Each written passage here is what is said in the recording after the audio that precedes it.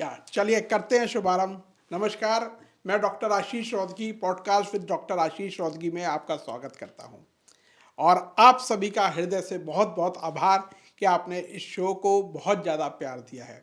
मेरी हमेशा से प्रयास रहता है कि व्यापार जगत और नेटवर्क मार्केटिंग से जुड़ी हुई एक से बढ़कर एक शानदार पर्सनैलिटी को मैं यहाँ पे आमंत्रित करूँ। उनका जो नॉलेज है वो आपके साथ शेयर हो, वो बहुत सारी अच्छी इन्फॉर्मेशन आपको दें जिससे आप इस इंडस्ट्री में अपने व्यापार में प्रगति कर पाएँ।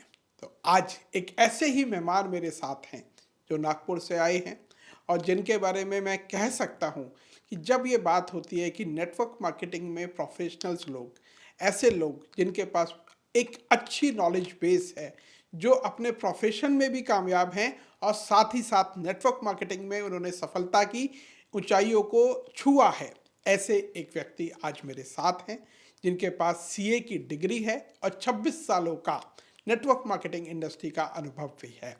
ये जो योग्यता और उसके साथ साथ अनुभव का समागम है, ऐसा कम देखने को मिलता है, लेकिन आज ऐसे एक व्यक्ति मेरे साथ हैं।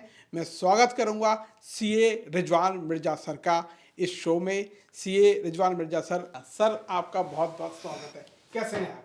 बहुत बढ़िया डॉक्टर साहब, और बहुत अच्छा लग रहा है मुझे आज आपके साथ में बातचीत करते हुए। दर्शकों का भी मैं स्वागत करना चाहूँगा और आगे की बातचीत को शुरू करते हैं। जी बिल्कुल।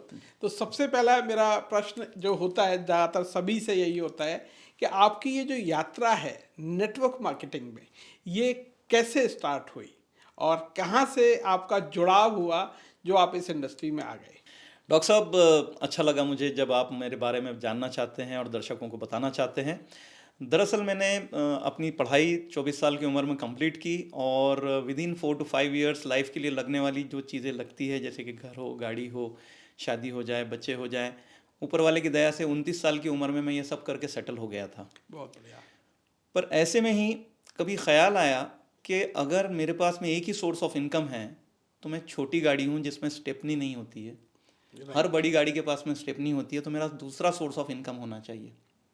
सीए होने की वजह से हर बिजनेस से एक्सपोजर था, समझ थी। वहीं ये समझ में आ रहा था कि हर बिजनेस के करने के लिए करोड़ों रुपए लगते हैं जो मेरे पास उस वक्त नहीं थे, इन्वेस्टमेंट के लिए। इन्वेस्टमेंट के लिए। जी। और रिस्क उठाने का पोटेंशियल भी नहीं था। तो मैं ऐसा कोई व्यवसाय चाह रहा था जहाँ पे दूसरा सोर्स ऑफ इनकम भी खड़ा हो जाए और मैं इन्वेस्टमेंट भी ना करूँ। बहुत बढ़िया। ऐसे में ही किसी फ्रेंड के थ्रू मुझे इस इंडस्ट्री के बारे में पता चला। आपने जो बात रखी कि पढ़े लिखे लोग इसमें हैं तो लेकिन कम हैं, मैं थोड़ा सा इससे डिसएग्री करूंगा, क्योंकि मैं जब आया इस इंडस्ट्री में 1999 में, अच्छा। उस वक्त इस इंडस्ट्री में सिर्फ पढ़े लिखे लोग ही होते थे। राइट।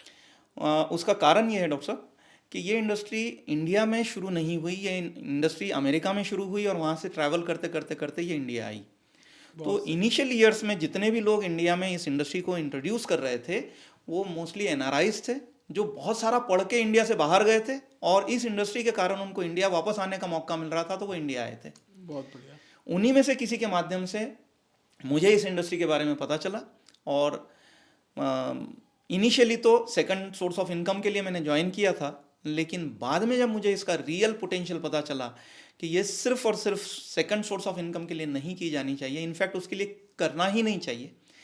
इसका सबसे रियल पोटेंशियल है पैसिव इनकम के साथ, कि जहाँ पे आप कुछ साल की मेहनत के बाद में एक सिस्टम सेट करके बड़ी इनकम लेके रिटायर हो सकते हो और एक लीगेसी छोड़ के जा सकते हो।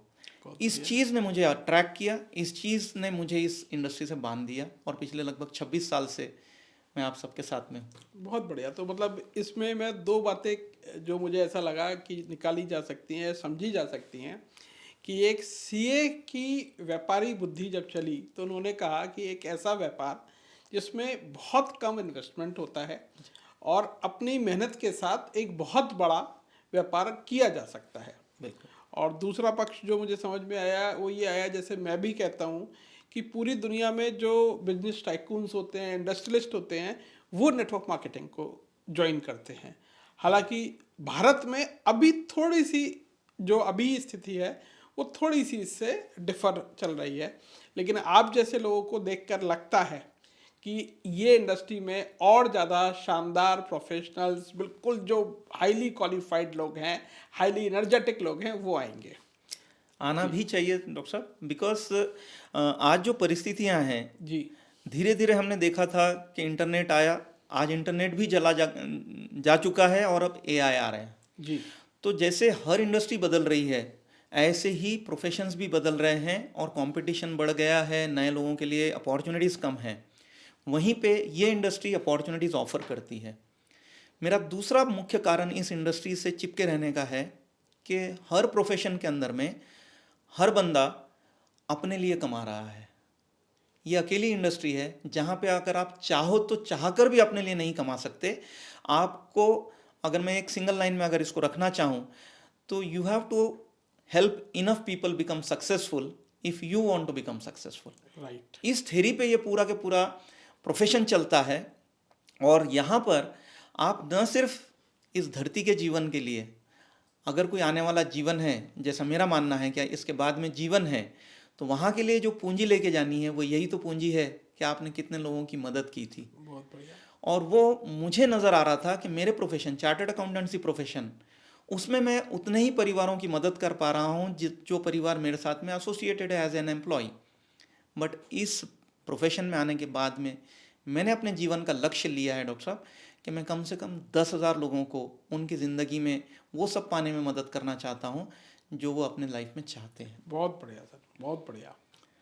और ये लक्ष्य मेरे हिसाब से मैं किसी भी और प्रोफेशन से पूरा नहीं कर सकता हूँ। इस वजह से मैं इसको लगातार किए जा रहा हूँ और आगे बढ़ रहा हूँ सर। 99 से यानी लगभग 26 साल 26 आपको इस इंडस्ट्री में हो चुके हैं सर। तो अभी आपको क्या लगता है, जो एक थोड़ा सा मैं चाहता हूँ, आप सीए हैं तो आप ये बताएं कि जब ये 96 में ये इंडस्ट्री चालू हुई और आज 2025 में हम आ चुके हैं, जब से लीगल जो एक्सपेक्ट चल रहा है इस देश में डायरेक्ट सेलिंग को लेके, वो जो पूरे परिदृश्य को आप जो है क्लियर करें प्लीज़।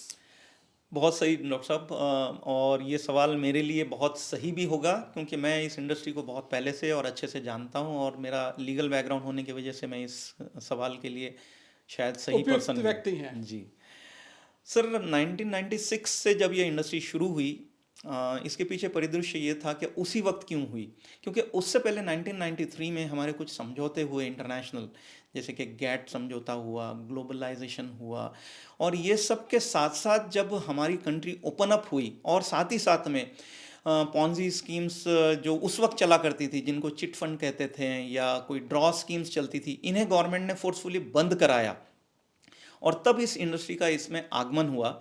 बट अनफॉर्चुनेटली सरकार ने इसको यहाँ पे आने तो दिया, वेलकम तो किया, लेकिन इसके लिए कोई ना एक्ट बनाया, ना रूल बनाया, ना कोई रेगुलेटर रखा।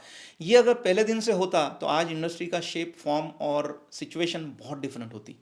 यहाँ पर ये इंडस्ट्री आई 1996 में, 98-99 में इसने फ्लरिश होना शुरू किया। मोस्टली मल्टीनेशनल कंपनीज पहले यहाँ आई और जिन्होंने अपना अच्छा स्ट्रॉन्ग होल्ड बनाया। जैसे मैंने आपसे पहले बताया कि इसमें मोस्टली क्वालिफाइड लोग आए, मोस्टली रिसोर्सफुल लोग आए। लेकिन जो इंडस्ट्रीज़ बंद हो चुकी थी, जैसे मैंने बताया आपको कि चिट फंड या दूसरे तरह के जो मनी सर्कुलेशन वाले गेम थे, उस इंडस्ट्री के लोग जो बेकार हो गए थे, बेरोजगार हो गए थे, उन्हें ये इंडस्ट्री को डुप्लीकेट करना बड़ा आसान लगा और उन्होंने धीरे धीरे धीरे इसमें एंट्री करना शुरू की।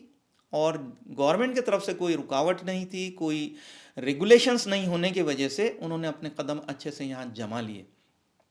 अब सवाल ये आएगा कि ये इंडस्ट्री में कई ऐसी कंपनियों ने अपने कदम जमाए जो आगे जाके साबित हुए कि इनके बेसिक इंटेंशन लोगों को पैसा कमा के देने के नहीं थे, बल्कि लोगों की जेब से उनका हार्ड अर्न मनी निकालना था।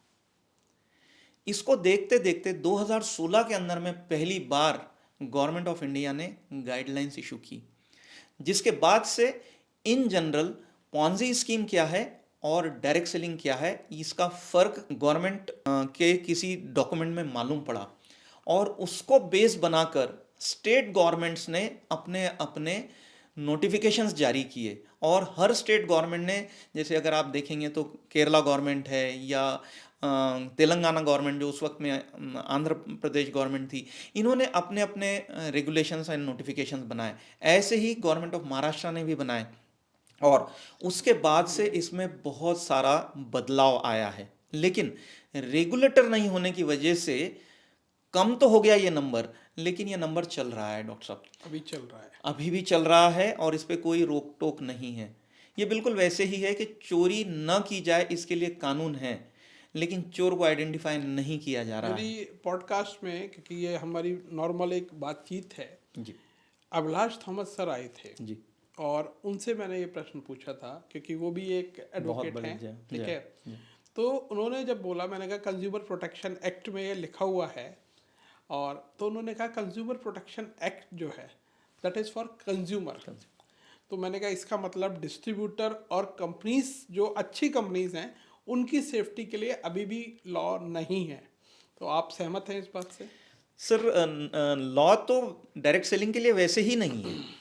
ठीक। डायरेक्ट सेलिंग के लिए इन्होंने पहले गाइडलाइंस इशू की, जिस पे स्टेट गवर्नमेंट्स ने नोटिफिकेशंस इशू किए, और फिर 2021 के अंदर में रूल्स आए हैं।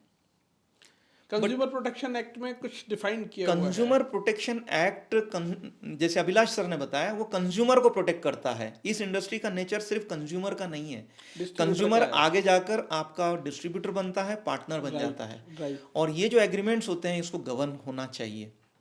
यहाँ वेदर देर इज एक्ट और नो एक्ट, जो इस इंडस्ट्री में आना चाह रहे हैं उन्हें ये समझ लेना चाहिए कि ये डायरेक्ट सेलिंग किसी वस्तु को सेल करने का बिजनेस है, ना कि सिर्फ लोगों को जोड़ने का बिजनेस है। राइट।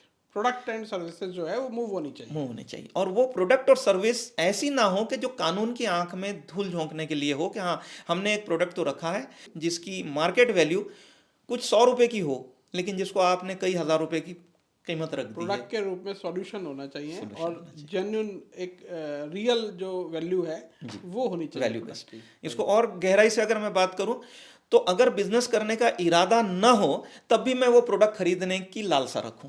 राइट। अगर मैं वो प्रोडक्ट को बिजनेस करने के इरादे के अलावा नहीं खरीदना चाहता, तो वो डायरेक्ट सेलिंग नहीं है, वो पॉन्जी स्कीम है सर। राइट। बहुत बढ़िया डेफिनेशन आपने दी इसका। मतलब जैसे मैं भी ये बोलता हूँ कि सबसे पहले आपको ये देखना है कि प्रोडक्ट के नाम पे बेचा क्या जा रहा है, वो कंपनी क्या बेच रही है। सर बहुत अच्छा सर।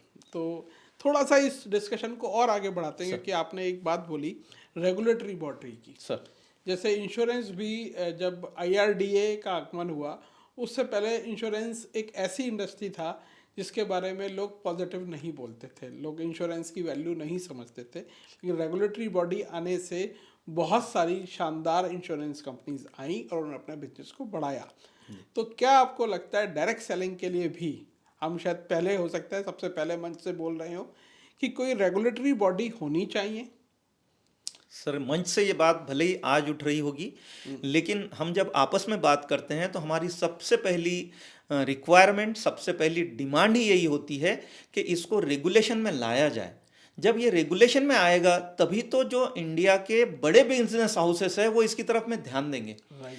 चाहते तो हम भी यही हैं कि इसमें अंबानीज आए, इसमें टाटाज आए, क्योंकि वो अगर हर और दूसरा बिजनेस करना चाहते हैं तो ये वो बिजनेस है जो, माफ़ कीजिएगा लेकिन मेरी पर्सनल नॉलेज के हिसाब से मैं कहूँ या एक्सपीरियंस के हिसाब से कहूँ, तो ज़्यादातर बिजनेस के अंदर में सर्टन पोर्शन सरकार को टैक्सेस मिलता है और सर्टन पर्सन टैक्सेस का नहीं मिलता है। टैक्स चोरी होती है, प्लानिंग होती है। जैसे भी ये इकलौती इंडस्ट्री है डॉक्टर साहब, कि यहाँ पे 100% टैक्स का पेमेंट होता है। बहुत बढ़िया। चाहे वो GST हो, चाहे वो इनकम टैक्स हो या एक्साइज हो, क्योंकि जितना माल बन रहा है वो पूरा माल अकाउंटेडली बिक रहा है, तो आप ना एक्साइज चुरा रहे हो, ना GST चुरा रहे हो, और ही ना आप इनकम टैक्स। मतलब आप ये बोल रहे हैं डायरेक्ट टैक्सेस भी गवर्नमेंट को पूरा मिलेगा और इनडायरेक्ट टैक्स जो है वो भी गवर्नमेंट तक पूरा पहुंचेगा, जो कि मुझे ऐसा लगता है जो traditional supply chain management system है उसमें कहीं ना कहीं कुछ लूपहोल्स होता है, कुछ लूपहोल्स होते हैं। अगर इसमें सरकार का बहुत बड़ा बेनिफिट एक तरफ रेवेन्यू को लेकर है, तो दूसरी तरफ आज इंटरनेट के बाद में, AI के बाद में, जो या ऑटोमेशन के बाद में रोजगार में कमी हो रही है और जिसको मैनेज करना बड़ा टफ है, ये इंडस्ट्री रोजगार गारंटी दे सकती है। तो इसका मतलब आपकी बात से एक आज बहुत महत्वपूर्ण बात निकली है, वो ये है कि जब हमारा इंडस्ट्री का रिप्रेजेंटेशन होता है गवर्नमेंट बॉडीज़ के सामने, गवर्नमेंट ऑफिशियल्स के सामने, तब कहीं ना कहीं हमें ये बात पुट करनी चाहिए कि ये वो इंडस्ट्री है जहाँ पे गवर्नमेंट का जो रेवेन्यू है वो इंक्रीज हो सकता है। जो हमारा रिटेल का पूरा मार्केट है, अगर उसका कुछ पोर्शन हम डायरेक्ट सेलिंग पे शिफ्ट करेंगे तो वहाँ पे जो पूरे टैक्सेस हैं वो मिलेंगे, गवर्नमेंट का रेवेन्यू जो है वो इंक्रीज होगा। 100%। तो जब इसमें टॉप बिजनेस हाउसेस एंट्री करेंगे डॉक्टर साहब, तो इससे मार्केट में लोगों का कॉन्फिडेंस इस इंडस्ट्री में बढ़ेगा। आज मोस्टली जो लोग इस इंडस्ट्री में काम कर रहे हैं, उनका बैकग्राउंड कस्टमर को या डिस्ट्रीब्यूटर्स को बहुत नोन नहीं है। जो मल्टीनेशनल्स इंडिया में काम कर रहे हैं वो अपने अपने देशों में बहुत पॉपुलर होंगे, बहुत सक्सेसफुल होंगे, लेकिन इंडिया में वो हमारी जिम्मेदारी बनती है कि हम उनको पॉपुलर करें। लेकिन बड़े बिजनेस हाउसेस जब इस इंडस्ट्री में आएंगे तो वो हमारी जिम्मेदारी नहीं होगी, बल्कि वो हमारे लिए फैसिलिटी होगी कि हम उस बिजनेस हाउस से जुड़े हैं और साथ में मिलकर काम करें। बहुत बढ़िया सर, मतलब आपने जो बात की, मैं थोड़ा सा अपनी एजुकेशन बैकग्राउंड बताता हूँ। मैं by qualification LLB, MCOM, MBA, PhD हूँ। जो मेरी PhD है वो उसका टॉपिक रिटेल है, और retail direct selling is part of organised retail. तो आपने जो आज बात कही वो मैं अक्सर कई बार मैंने भी करी है, कुछ अलग तरीके से, लेकिन आपसे बड़ा सुन के बड़ा अच्छा लगा कि आपने एक CA ने उन्हें पूरा स्ट्रक्चर्ड वे में बता दिया। जी सर। तो ये ऑर्गेनाइज रिटेल का पार्ट है, तो ये बात गवर्नमेंट तक पहुंचाई जाए, रेगुलेटरी बॉडी की डिमांड की जानी चाहिए जी। तो रेगुलेटरी बॉडी के बाद मुझे ऐसा लगता है जो स्कीम और स्कैम्स चलते हैं इंडस्ट्री के नाम पे, वो कहीं ना कहीं कम होंगे। 100%। वो कॉइन का दूसरा पार्ट है, और वो डेफिनेटली रेगुलेटरी बॉडी आने के बाद से उसमें बिल्कुल गिरावट आएगी। बहुत बढ़िया। तो जो यूथ है आज, बेसिकली मैंने ये देखा कि जो ज़्यादातर कैरियर ऑप्शंस की जब बात होती है तो यूथ के पास गिने चुने 10 से 15 कैरियर ऑप्शन उन्हें बताए जाते हैं जी। एक बच्चा जब कॉलेज ग्रेजुएट होता है तो उसे 5, 6, 10, 15, 16, बहुत ज़्यादा से ज़्यादा 20 कैरियर ऑप्शन तक उसे पता होते हैं। जबकि मैं एक रिसर्च में पढ़ रहा था, करीब करीब इस समय इंडिया में मेन जो कैरियर ऑप्शंस हैं वो करीब 650 हैं, फिर उनकी ब्रांचेस हैं, तो वो बहुत मल्टीपल हैं। तो direct selling as a career option आज के यूथ तक कैसे पहुंचाया जाए, उसका सही तरीका क्या है?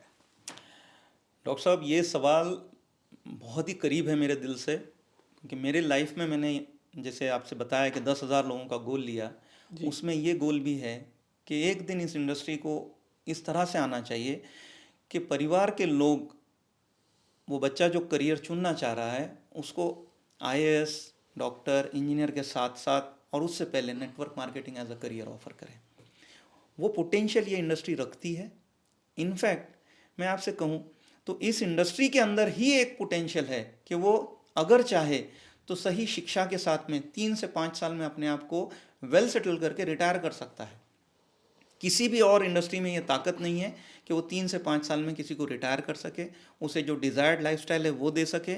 इनफैक्ट आज के जितने भी करियर आप देखेंगे तो इनके अंदर में 5 से 10 साल में वो स्ट्रेस को लेकर बीमार हो जाता है। राइट। यहाँ पे वो स्ट्रेस फ्री होकर रिटायर हो सकता है। राइट। तो अगर मेरा बच्चा 5 साल के अंदर में स्ट्रेस फ्री होकर रिटायर हो सकता है, मेरे साथ में लाइफ एंजॉय कर सकता है, तो मैं अपने बच्चे को डॉक्टर, इंजीनियर, CA, IAS बनाना चाहूँगा या नेटवर्कर बनाना चाहूँगा। तो इस इंडस्ट्री में ये पोटेंशियल है। पर जो आपने सवाल रखा अभी कि इसे यूथ तक के पहुँचाने के लिए क्या, यूथ इन्फ्लुएंस होता है डॉक्टर साहब फैमिली से, पेरेंट्स के बाद में टीचर से और अपने कलीग से।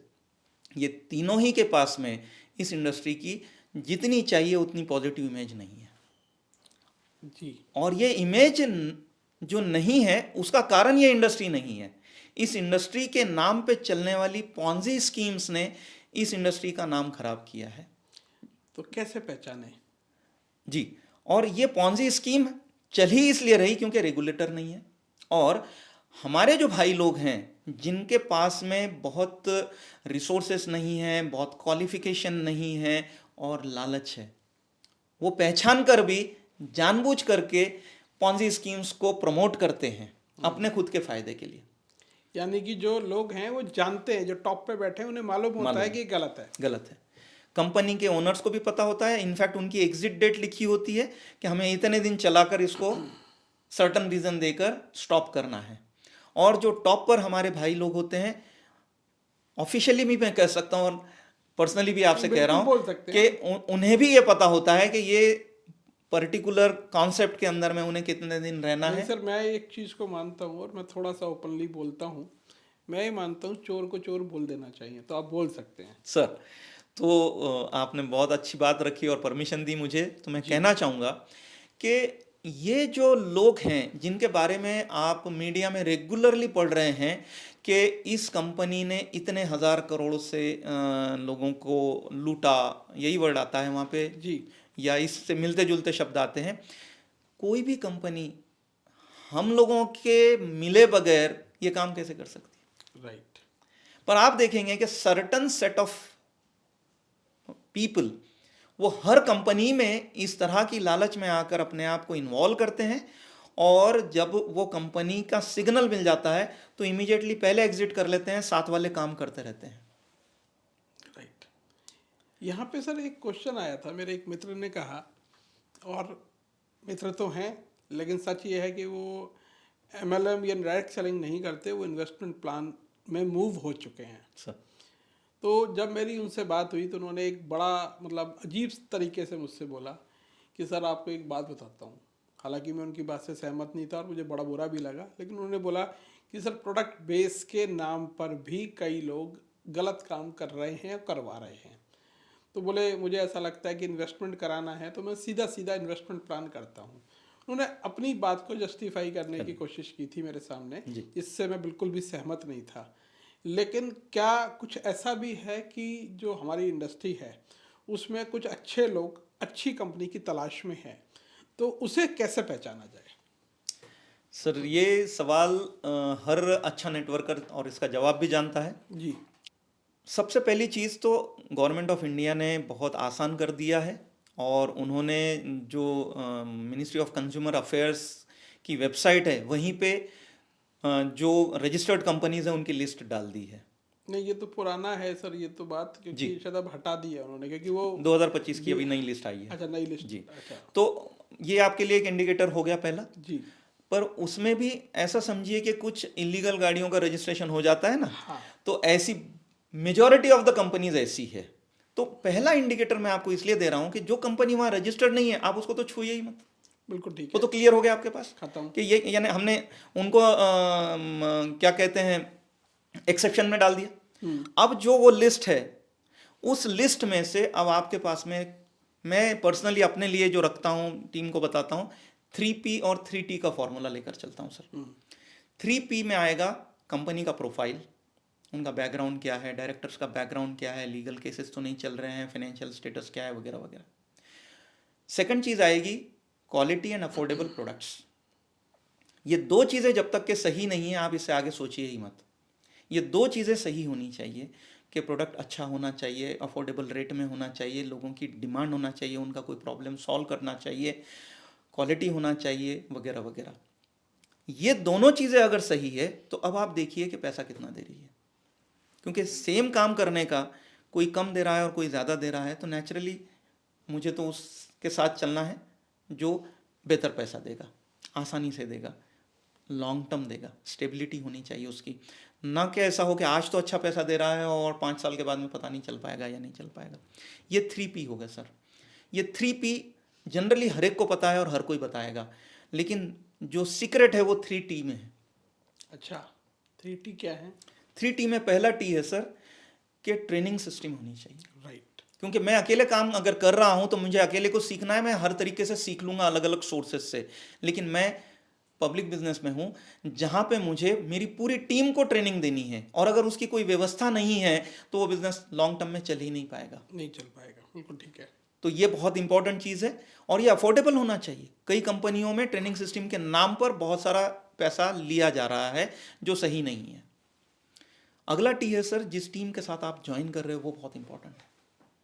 अगर वो लोग सही नहीं हैं, वो क्वालिफाइड नहीं है, वो टैलेंटेड नहीं है, वो ग्रीडी टाइप के लोग हैं, लालची लोग हैं, तो आपने उनके साथ काम नहीं करना है। अनएथिकल लोगों के साथ तो बिल्कुल काम नहीं करना है। ईमानदार लोग होने चाहिए। लीडरशिप के जितने पैरामीटर्स है वो आपकी टीम में होने चाहिए, आपके सीनियर्स में होने चाहिए, तो आप उनके साथ जाएं। एंड फाइनली जो आप न सिर्फ इस इंडस्ट्री में देखोगे, हर जगह देखोगे, timing of the opportunity. Right. जो कंपनी का टाइमिंग आज से 10 साल 15 साल पहले बहुत राइट था काम करने के लिए, शायद आज नहीं, आज हो सकता है नहीं हो, और समय हो के सकता साथ। है 10 साल बाद ना हो। तो आपको आज वो अपॉर्चुनिटी लेनी पड़ेगी जो आज राइट है और आने वाले दिनों के साथ में और राइट होती जाए। बहुत बढ़िया। तो ये मैं रखता हूँ सर 3P एंड 3T। अगर आप देखते हैं कि कोई ऐसी अपॉर्चुनिटी है जो ये 6 पैरामीटर्स को कंप्लीटली फुलफिल करती है, तो आप वहाँ पे safe, secure and peaceful mind के साथ में अपना काम करना शुरू कीजिए। चाहे आपको कोई एडवांटेज से मिल रहा है तो ठीक, नहीं मिल रहा है तो विदाउट एडवांटेज आप जीरो से स्टार्ट करिए। बहुत बढ़िया। क्योंकि अगर अपॉर्चुनिटी में पोटेंशियल है तो इवन इफ आपको कोई बेनिफिट नहीं मिला है इनिशियली, आप ग्रेजुअली बहुत बड़े बन जाओगे। बहुत बढ़िया। आपके साथ मुझे लग रहा है बातचीत जो ये है, ये बहुत सारी इंफॉर्मेशन और नॉलेज को लेकर आ रही है, तो मुझे उसमें अच्छा लग रहा है। तो कुछ मैं इस तरह के प्रश्न आपसे पूछ सकता हूँ? बिल्कुल सर। क्योंकि मैं जब इस मंच को चालू किया, पॉडकास्ट को, तो मेरा एक ही थॉट प्रोसेस था, वो मैं आपसे शेयर करता हूँ कि मैंने देखा कि सोशल मीडिया पे बहुत ज़्यादा नेगेटिविटी है और हमारी इंडस्ट्री के नाम पे कोई मीम बना रहा है। अच्छा, मीम कौन बना रहा है, मतलब मैं बोलना नहीं चाहता, जिनकी पैंट में छेद है, ठीक है, और वो खुद बिल्कुल एक गरीब सी झोपड़ी के बाहर वीडियो बना रहे हैं, तो वो मुझे अच्छा नहीं लगा। तो मैंने कहा पॉजिटिव साइड क्या हो सकती है? पॉजिटिव साइड हो सकती है कि आप जेन्युइन और पॉजिटिव कंटेंट लोगों तक पहुंचाएं। तो यही वो पॉडकास्ट का था। जब यहाँ पे लोग आए तो मैंने देखा कि बहुत सारे लोग प्रयास कर रहे हैं इस इंडस्ट्री के उत्थान के लिए ईमानदारी से।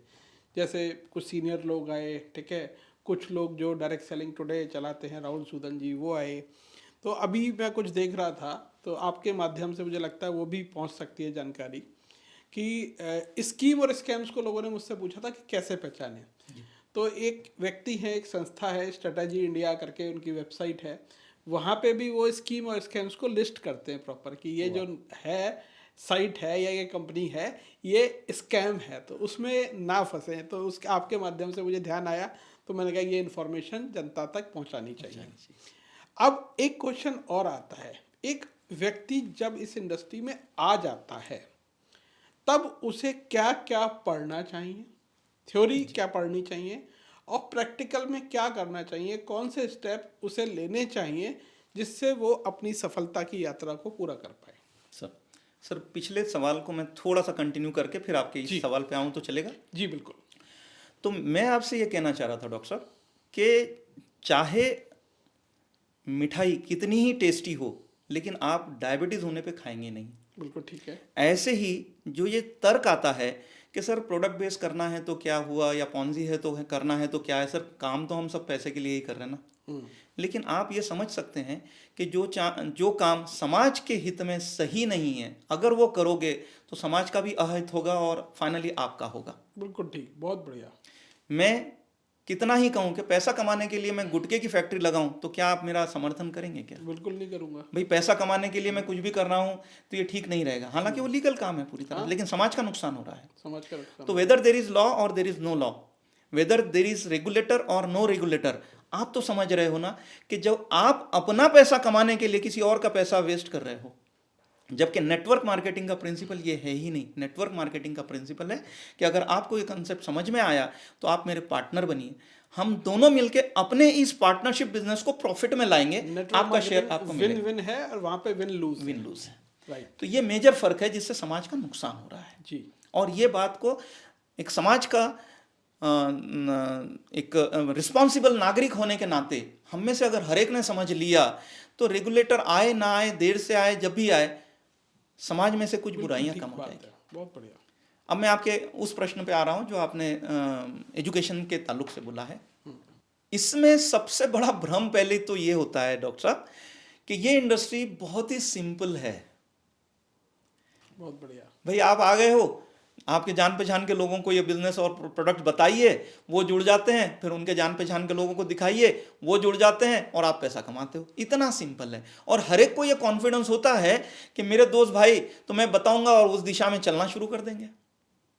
प्रैक्टिकली ऐसा होता नहीं है। तो आगे की लाइन में इसको बताऊं कि ये बिजनेस बहुत सिंपल है लेकिन आसान नहीं है। बहुत बढ़िया। कोई भी बिजनेस जो आसान होगा वो आपको ज्यादा पैसा नहीं देगा, और जो बिजनेस आपको ज़्यादा पैसा देगा वो आसान नहीं होगा। बहुत बढ़िया। यहाँ हमने देखा है अभी कुछ ही दिनों पहले की बात है, मैं और मेरी वाइफ बात कर रहे थे, वो किसी फंक्शन से लौटी थी, वहाँ कुछ सीए मिले थे जो बहुत अच्छे अपने लाइफ में सेटल्ड थे। तो उन्होंने मुझसे ये सवाल रखा कि आप उनसे सीनियर हो, सेटल ऊपर वाले की दया से मैं अपनी फील्ड में भी हूँ और यहाँ भी हूँ, लेकिन उन्होंने ये सवाल रखा कि वो प्रोफेशन में इतना बेहतरीन सेटलमेंट है, आपने उसी को फोकस करने की जगह नेटवर्क मार्केटिंग क्यों किया। मैंने उनको एक लाइन में जवाब दिया और शायद उसके बाद में उन्होंने कभी पूछा नहीं मुझसे दोबारा। वो ये लाइन थी कि मैंने इंडिया ही नहीं, इंडिया के बाहर के भी सीए से मिला हूँ, लेकिन किसी भी सीए को अपना खुद का एरोप्लेन खरीदते, आइलैंड खरीदते, बीच खरीदते, याच खरीदते नहीं देखा। और जिस प्रोफेशन में मैं हूँ, नेटवर्क मार्केटिंग, यहाँ पे ये सारी चीज़ें बहुत कॉमन है यहाँ के टॉप अर्नर्स के लिए। बिल्कुल ठीक बात है। तो अगर ये पोटेंशियल है इस इंडस्ट्री का कि यहाँ पे आप करोड़ों रुपया महीना कमा सकते हो, जो एक बड़े इंडस्ट्रियलिस्ट के लिए भी कई बार इम्पॉसिबल हो जाता है डॉक्टर साहब, तो ये आसान तो नहीं होगा। बिल्कुल ठीक बात है।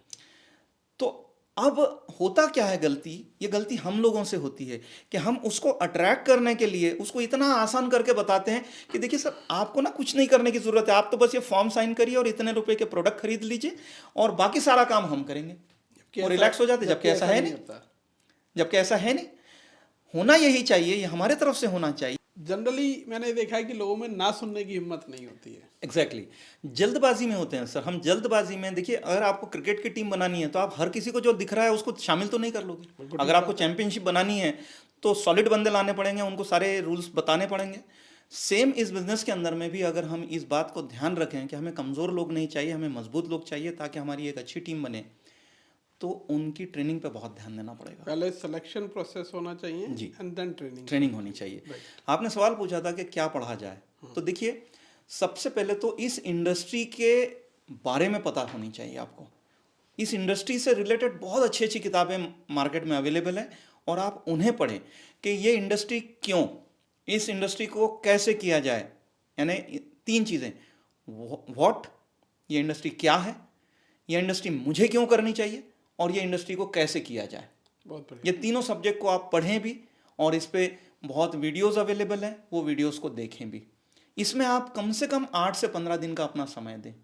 दूसरी चीज़ जो आपको सीखनी है वो है सॉफ्ट स्किल्स, क्योंकि ये तो आपने नो हाउ सीख लिया, स्किल्स सीख ली, लेकिन अगर आपको सॉफ्ट स्किल नहीं आ रही है, अपनी बात रखना नहीं आ रही है, लोगों को पहचानते नहीं आ रहा है और लोगों तक के पहुंचते नहीं आ रहा है आपको, तो भी आप नहीं चल पाओगे। तो ये, इस पर भी बहुत सब्जेक्ट अवेलेबल है, बहुत मटेरियल अवेलेबल है, इसकी बुक्स अवेलेबल है, वीडियोस अवेलेबल है। तो मिनिमम ये 2 चीज़ें हर लीडर ने अपनी टीम को बताना चाहिए। जी, बहुत बढ़िया सर, आपसे तो मतलब मैं जैसे लग रहा है ज्ञान की गंगा बह रही है सर। लेकिन समय की अपनी मर्यादा है। तो मैं एक अंतिम प्रश्न आपसे पूछना चाहूँगा सर। एक व्यक्ति आ जाता है सर, और उसने इंडस्ट्री में समय भी दे दिया, लेकिन अनफॉर्चुनेटली उसे उतनी सफलता नहीं मिल पाई जितनी उसे मिलनी चाहिए थी, या जितनी उसे लगता है कि उसे मिलनी चाहिए थी। तो वो व्यक्ति परिवर्तन करता है, तो उसके परिवर्तन के समय उसे जब कोई नई कंपनी वो देखता है या एक अपने लिए सफलता का चुनाव करता है, तो उस समय उसे क्या देखना चाहिए, कैसे कंपनी का वो चुनाव करे। दूसरा, जब शुरू में, क्योंकि एकदम से आपने बताया आसान तो नहीं है, ठीक है, परेशानी आती है, तो वो फिर से परिवर्तन ना करे, उसके लिए उसे क्या बातें ध्यान रखनी चाहिए। सर पहली चीज़ तो ये है कि कंपनी को बदलना ये नेचुरल प्रोसेस नहीं है और कोई भी लीडर ये चाहेगा नहीं, वो मजबूरी में करता है। ठीक बात है। यानी कि अगर कंपनी उसकी उम्मीदों पे खरी नहीं उतर रही है या और कोई दूसरा मामला हुआ तभी वो करेगा। तो नेचुरली जो गलती पहले की है वो गलती अब ना करें। जो मैंने आपसे अभी 3P and 3T का फॉर्मूला दिया है, अब उसको सही तरीके से स्टडी करें और उसके बाद ही कंपनी का चुनाव करें। पर उससे भी पहले मैं एक चीज़ कहूँगा कि शुरुआत हमसे होती है, ठीक बात। हम में बदलाव करने पड़ेंगे हमें। बिकॉज मैंने देखा है कि लोग यहाँ पर पेशेंस नहीं रखते हैं, लोग फोकस नहीं होते हैं, लोग सीरियस नहीं होते हैं, लोग यहाँ पे एजुकेट नहीं करते हैं अपने आप को, लोग यहाँ पर मेहनत करने में कमी करते हैं, प्रायोरिटी पर नहीं लेते हैं। अब आप मुझे बताइए, मैंने जितनी भी अभी चीज़ें लिस्ट आउट की हैं, इन सब में से कोई एक या दो चीज़ के साथ भी आप किसी और प्रोफेशन को करने की कोशिश करेंगे तो आप सफल हो पाएंगे? नहीं हो सकते।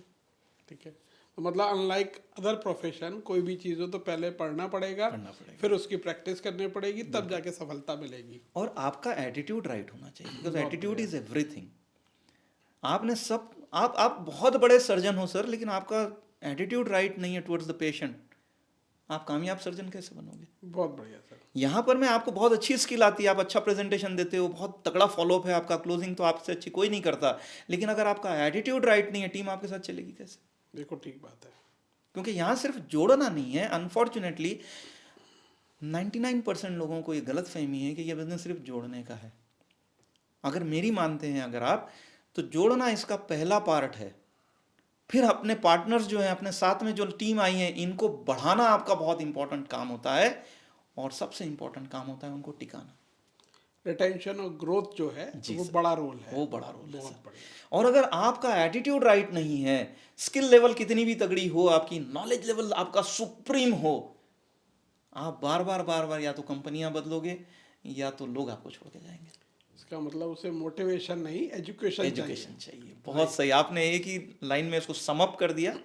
Motivation can make you start, but education will make you continue.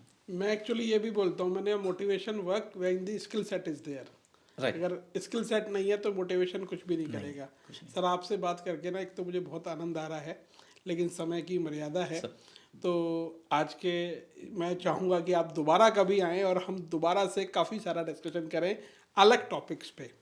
तो आज मैं चाहूँगा कि आप, एक तो ये जो पॉडकास्ट है, हमारे जो दर्शक हैं उनके लिए कोई आपका मैसेज हो तो वो प्लीज़ आप दें, और साथ ही साथ डायरेक्ट सेलिंग इंडस्ट्री के जो भी लोग हैं जो इस इंडस्ट्री से आज जुड़ना चाहते हैं या जुड़ चुके हैं, उन्हें आपका कोई मैसेज हो तो वो आप प्लीज़ दे के। श्योर। दोस्तों नमस्कार। आप में से कई लोग हैं जो डायरेक्ट सेलिंग इंडस्ट्री के सच्चे पहलू को जानना चाहते हैं, और इसके लिए मुझे पता है आप डॉक्टर आशीष रोहितगी सर का पॉडकास्ट ज़रूर देखते होंगे। अगर आपने अब तक नहीं देखा तो आप इस चैनल को सब्सक्राइब कीजिए। और हाँ, मैं बताना चाहूँगा, मेरा नाम है CA रिजवान मिर्ज़ा। मैं पिछले 26 साल से इस इंडस्ट्री में हूँ, और इस इंडस्ट्री की टॉप अचीवमेंट्स मैंने ली है, और मैं डॉक्टर रोहितगी सर के साथ में अगले पॉडकास्ट में आपसे मिल रहा हूं। मैं अपने जीवन के एक्सपीरियंसेस और कुछ ऐसी बातें जो आपको पसंद आएगी शेयर करने के लिए। तो आपसे मुलाकात होगी डॉक्टर रोहितगी सर के पॉडकास्ट पर। थैंक यू जी दोस्तों, आज का ये शो कैसा लगा? मेरा जो अनुभव रहा CA रिजवान मिर्ज़ा सर के साथ, मुझे ऐसा लगा कि इतनी ज़्यादा इंफॉर्मेशन, नॉलेज एक ऐसा व्यक्ति आपको दे रहा है जो प्रोफेशनल हैं, और साथ ही साथ उनके पास एक बहुत बड़ा विराट अनुभव है इस इंडस्ट्री का। उनके साथ बात करके मुझे ऐसा लग रहा था कि बातचीत लगातार चलती रहे, जिससे ज़्यादा से ज़्यादा इन्फॉर्मेशन, ज़्यादा से ज़्यादा नॉलेज आप तक पहुँचे, और ये नॉलेज या इन्फॉर्मेशन जो है वो मोटिवेशन के रूप में ना पहुँचे, एक ऐसी बातचीत के रूप में आपके पास पहुँचे जिससे आप सुन सकें और समझ सकें। अगर ये प्रयास आपको अच्छा लगता है, आज की इस पॉडकास्ट से आपको कुछ वैल्यू मिली है, तो प्लीज़ कमेंट जरूर कीजिए। साथ ही साथ अगर आपको लगता है कि इस इंडस्ट्री से जुड़ी हुई शानदार पर्सनैलिटी इस पॉडकास्ट में आए, तो उनके नाम भी आप कमेंट में लिख सकते हैं। और मुझे प्रोत्साहन देने के लिए आप इस चैनल को लाइक करें, सब्सक्राइब करें, फॉलो करें। जो बेल आइकन आपको दिखाई दे रहा है उसे ज़रूर दबाएं, जिससे कि आपके पास सारे नोटिफिकेशन पहुंचते रहें। धन्यवाद, बहुत बहुत धन्यवाद।